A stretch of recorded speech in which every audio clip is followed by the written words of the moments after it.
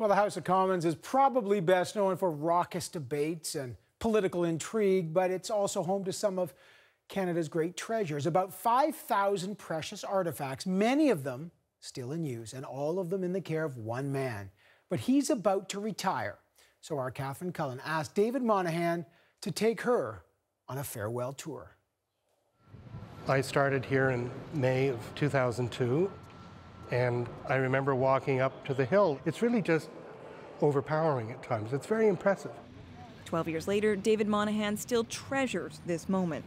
I'm happy to say that that experience really hasn't changed. Inside, the curator of the House of Commons sees stories, hidden gems everywhere. People come here to make laws, to debate and the like. I just look at the building differently. So we asked him to show us a few of his favorite things.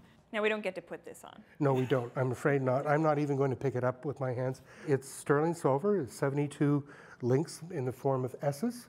The Sergeant-at-Arms wears the S's collar once or twice a year for ceremonies like the opening of Parliament. Everyone assumed it was a few decades old, but an investigation revealed a surprise. It dates from 1859, so it's one of the oldest artifacts in the building. Monahan sees profound meaning in that direct link to the past. Parliament itself and our system is based on precedent, and so the past is very important. It's who we are. Unlike most museums, the objects Monahan cares for are still in use. This chair was used by the first Speaker of the House of Commons of Canada, the Honourable James Coburn, between 1867 and 1874. Monahan says it was an American relative of the first Speaker who found this piece of Canadian history in an attic. Now it sits in the current Speaker's office. Every once in a while, someone will sit in that one, and I'll ask them how they like it. Is it comfortable? And when they respond, I'll say, well, that's actually the first chair from 1867. Then they get all nervous and pop up. Then there is perhaps the most beautiful place in Parliament. We're in the Memorial Chamber, which is at the base of the Peace Tower. Here, too, Monahan points out history you can't see, like the initial plan for the Memorial Chamber that the names of the dead from the First World War be written on the walls. It was discovered fairly early on that there were too many names. There wasn't enough room on the walls. Instead, a book was designed.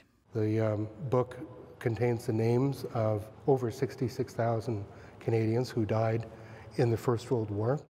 The frame is showing signs of wear. Now, after 12 years, Monahan is retiring, handing over responsibility to the next curator, Joanna Mizgala. The idea of continuity has long been central to this job. It's not enough for one generation to have an appreciation of the building and to know what's important or what isn't important. What's most important, of course, is that that knowledge is there for successive generations. He says he's leaving happy, but admits there are a few things he'll miss. Walking up the front steps and walking right into the building, that's something I'm going to miss.